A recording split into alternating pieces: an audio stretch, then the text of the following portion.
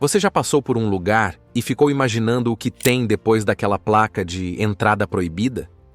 Pois é, o Brasil está cheio de lugares assim, locais que a gente só pode ver de longe e que, por diferentes motivos, ninguém pode visitar. Não é sobre luxo ou exclusividade. São ilhas isoladas, florestas intocadas, bases militares e comunidades escondidas que guardam segredos, histórias e até perigos reais. Alguns desses lugares são protegidos porque abrigam espécies raras, outros porque escondem povos que vivem à parte do nosso mundo. E há aqueles onde o risco é tão alto que ninguém se atreve a entrar. Hoje, no Belo Mundo, você vai conhecer 15 lugares proibidos no Brasil. E eu te garanto, quando chegar ao último, você vai entender por que certos lugares simplesmente precisam continuar restritos. Número 1. Fernando de Noronha. Muita gente sonha em conhecer Fernando de Noronha, mas poucos sabem que esse paraíso cobra caro para você ficar por lá. O arquipélago fica em Pernambuco, a mais de 1.200 quilômetros de Recife, formado por 21 ilhas em uma extensão de 26 quilômetros quadrados. Mas por que esse lugar é considerado restrito? Basicamente, pelas taxas. Para entrar, você paga a taxa de preservação ambiental, que em 2025 custa R$ 101,33 por dia. E para piorar, a taxa é progressiva. Ou seja, fica mais cara a cada dia. Essas cobranças existem desde 1989 para limitar visitantes e preservar o ecossistema. Além disso, algumas áreas têm capacidade limitada e exigem agendamento com meses de antecedência. E para acessar as praias mais famosas como Baía do Sancho e Baía dos Porcos, é necessário pagar uma taxa adicional do Instituto Chico Mendes de R$ 186,50. Muitas áreas do arquipélago são totalmente vedadas ao público para proteger locais de desova de tartarugas marinhas e ninhos de aves migratórias. E se você está pensando em desrespeitar as regras, saiba que pode levar multas de até R$ 10.000.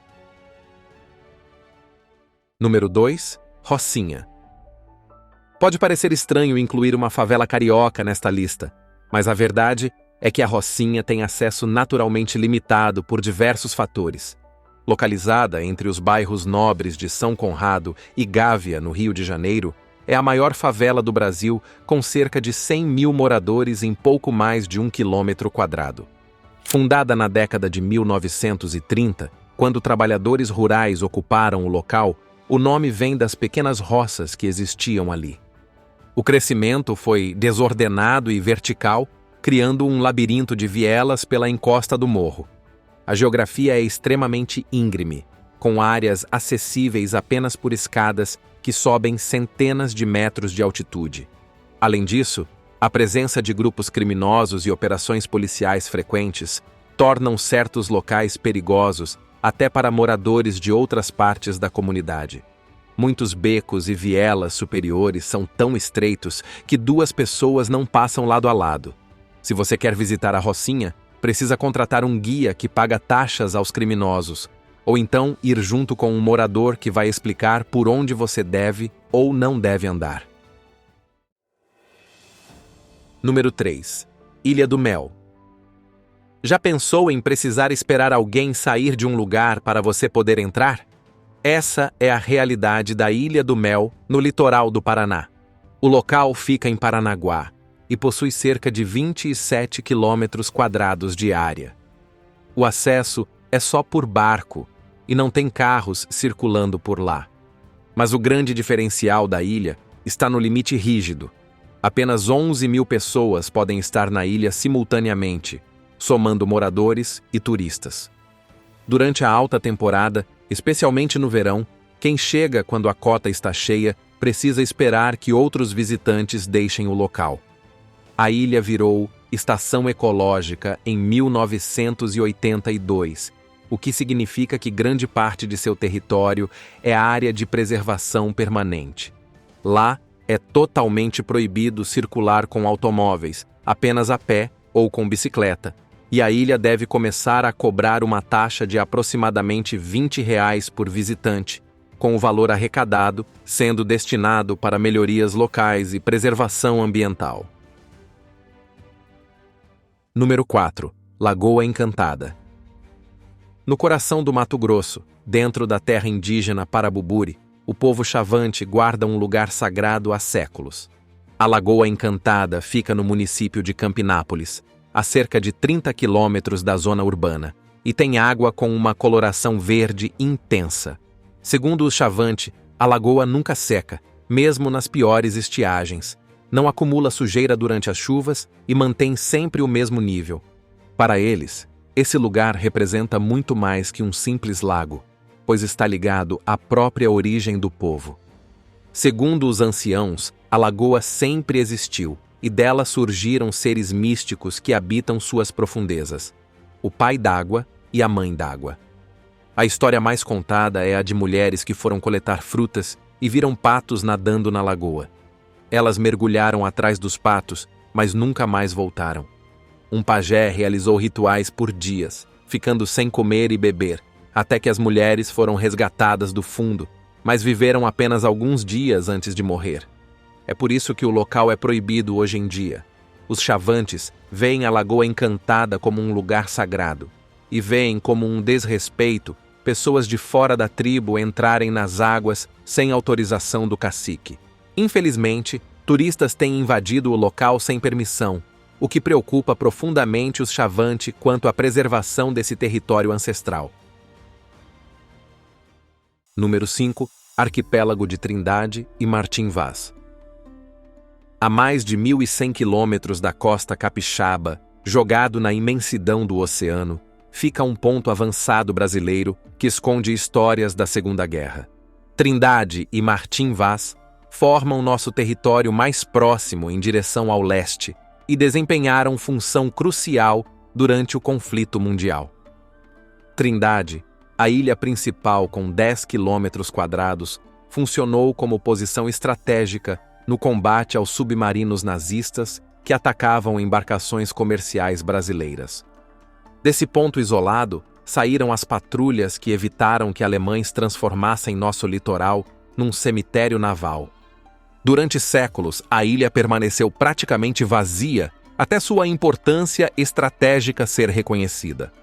Hoje, a Marinha administra o arquipélago, mantendo uma pequena base com aproximadamente 30 militares em isolamento total. Somente pessoal autorizado pode entrar, sempre escoltado. Martim Vaz é ainda mais difícil de alcançar, pois as condições do mar tornam desembarques arriscados até para navegadores experientes. Número 6. Reserva Biológica do Atol das Rocas. 144 milhas náuticas da costa do Rio Grande do Norte, existe uma formação geológica única no Atlântico Sul. O Atol das Rocas é o único atol de todo o Oceano Atlântico ao sul da linha do Equador. Uma raridade composta por recifes de coral e algas calcárias. O local passou a ser protegido em 1979 como primeira reserva biológica marinha do Brasil. O formato é elíptico, com cerca de 7,5 km de comprimento por 2,5 km de largura. Durante a maré alta, quase tudo desaparece sob as águas do oceano, restando apenas duas pequenas ilhas, a Ilha do Farol e a Ilha do Cemitério, com área total de apenas 36 hectares. O acesso ao atol é absolutamente proibido ao público geral. Somente pesquisadores autorizados pelo Instituto Chico Mendes de Conservação da Biodiversidade podem visitar o local, e mesmo assim por períodos estritamente limitados. Não há estrutura turística de qualquer tipo no atol, que é refúgio de aproximadamente 150 mil aves de quase 30 espécies diferentes. É também o segundo maior local de reprodução da tartaruga verde no mundo. Número 7. Parque Nacional de Anavilhanas. Navegar pelo Rio Negro na Amazônia e de repente se deparar com centenas de ilhas formando um labirinto fluvial é uma experiência que poucos podem ter.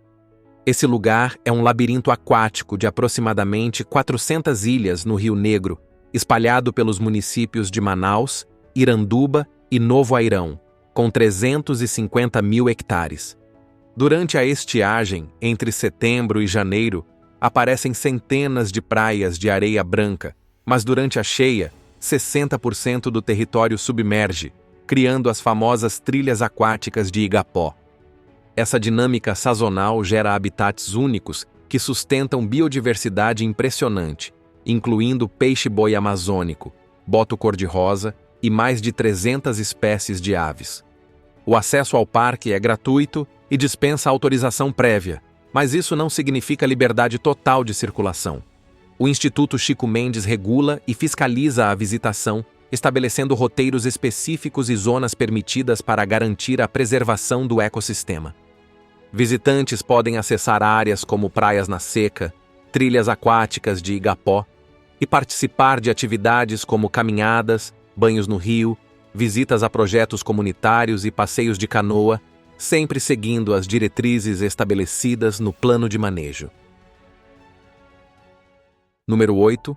Vale do Javari. No extremo oeste do Amazonas, na tríplice fronteira com Peru e Colômbia, existe uma região onde vivem pessoas que nunca tiveram contato com o mundo moderno e que, assim, desejam permanecer. Esses 8,5 milhões de hectares concentram oficialmente o maior número de grupos indígenas isolados conhecidos. No mínimo, 16 grupos distintos que recusaram completamente qualquer aproximação externa. A vigilância dessa área é feita pelo IBAMA e pela FUNAI, e supera a de muitas instalações de segurança nacional. O lugar serve para proteger a vida de vários povos indígenas que poderiam morrer simplesmente por respirar o mesmo ar que a gente. Essas populações não possuem defesas imunológicas contra enfermidades simples como gripes comuns, e um único encontro pode exterminar aldeias inteiras em poucas semanas. Número 9. Favela Dona Marta. A favela Dona Marta, que fica localizada próximo a Botafogo, na zona sul do Rio de Janeiro, representa o mesmo tipo de acesso limitado que a Rocinha que comentamos anteriormente. Por décadas, Dona Marta ficou sob domínio do narcotráfico, criando um poder paralelo onde o acesso seguia regras próprias e não as leis da nossa Constituição. Só que isso mudou em 2008, quando a comunidade foi a primeira favela a receber UPP, a Unidade de Polícia Pacificadora. Isso trouxe uma mudança profunda na infraestrutura pública, redução significativa da violência e até desenvolvimento de turismo na comunidade. Mas a pacificação não se sustentou no Rio, e hoje a comunidade voltou a ser tomada por bandidos. Visitantes precisam vir acompanhados de moradores ou guias autorizados pelos criminosos, e determinadas áreas permanecem restritas. Apesar do clima hostil, a comunidade ganhou fama internacional quando Michael Jackson gravou o videoclipe da música They Don't Care About Us no local em 1996. E hoje tem uma estátua do rei do pop no seu topo. Número 10. Base de Alcântara. Foguetes sendo lançados ao espaço a partir do território brasileiro pode soar como ficção científica, mas é exatamente isso que acontece em uma base militar no Maranhão.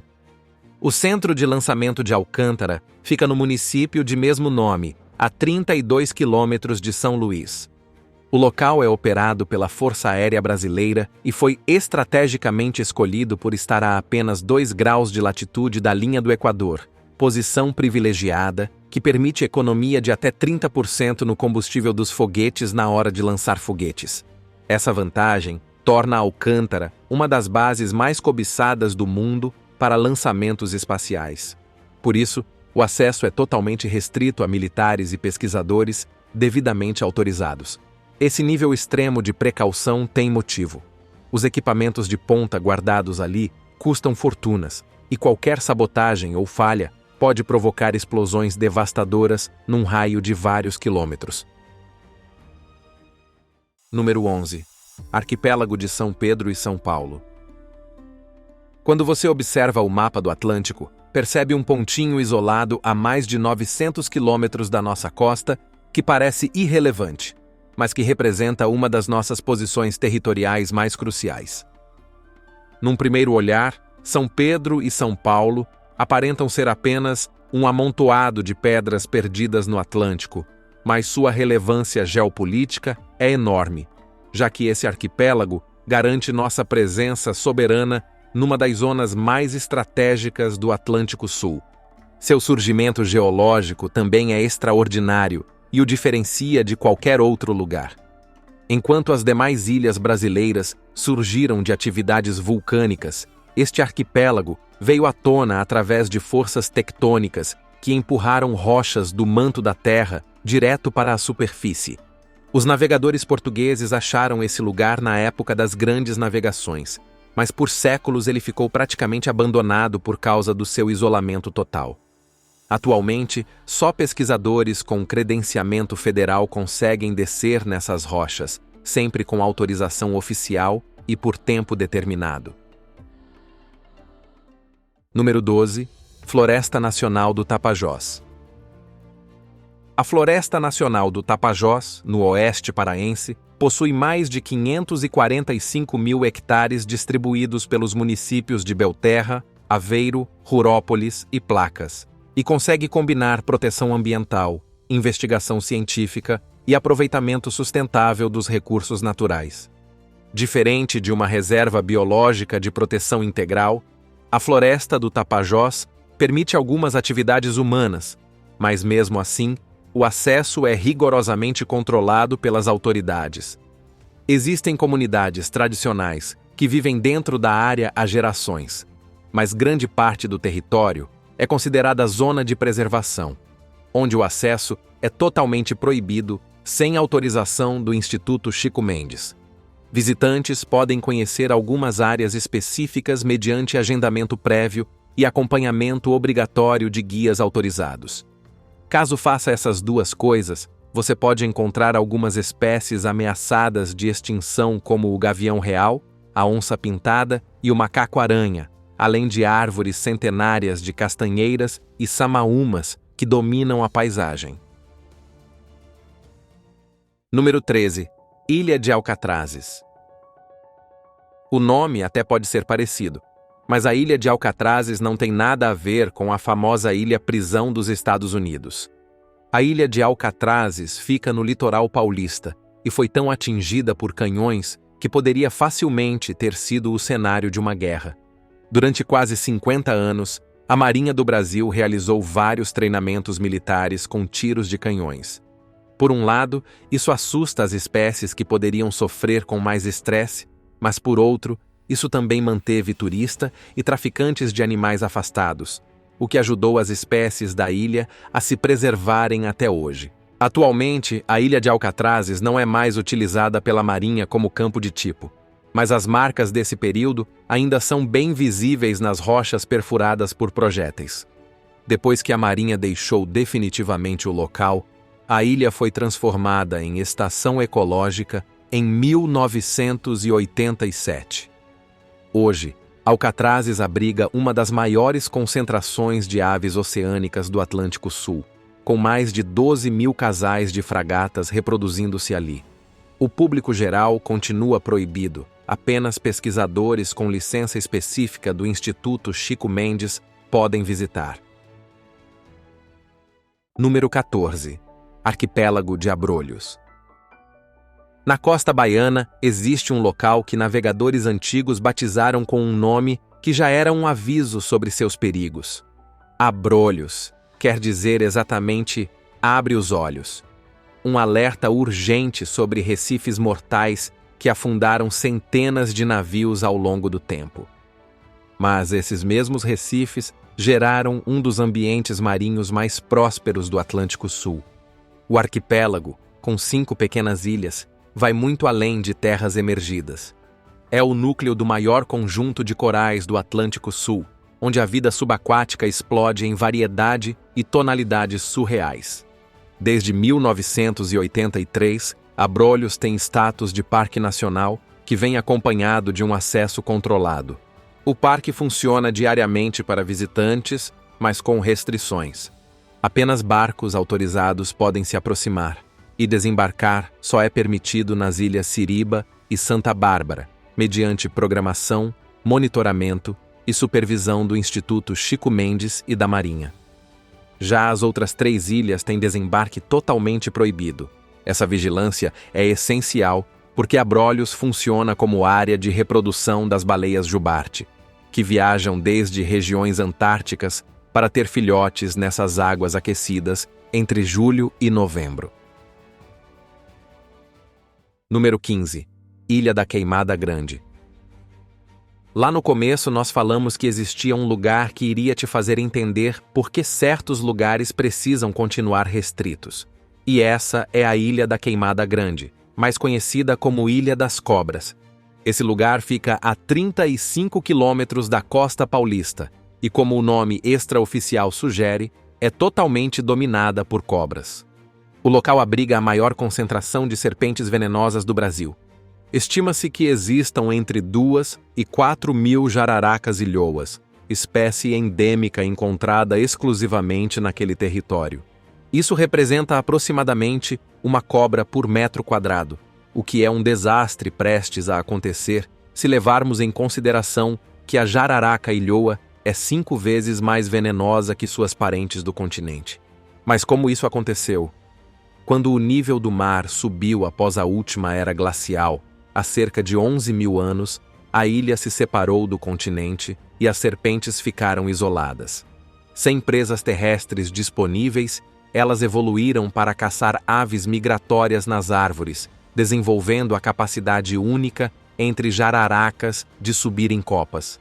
O veneno mais potente garante que a presa morra rapidamente antes de cair no mar. Atualmente, o desembarque na ilha é oficialmente proibido e a única exceção são cientistas do Instituto Butantan que realizam pesquisas com autorização especial do governo. Conhecer esses 15 lugares faz a gente perceber que o Brasil é um país muito mais misterioso do que parece. Tem canto que a gente nunca vai pisar, e está tudo bem. Alguns são protegidos para não destruir a natureza, outros para garantir a segurança de quem vive por perto. Tem lugar que guarda comunidades inteiras que escolheram viver longe da nossa bagunça. E também áreas tão perigosas que ninguém nem tenta se aproximar. Cada um desses lugares existe por um motivo. E quando a gente entende isso, passa a olhar o Brasil com outros olhos. Um país enorme, cheio de vida, mas também cheio de segredos, que é melhor continuar guardando. Muito obrigado por assistir até aqui. Nos vemos na próxima aventura por esse nosso belo mundo.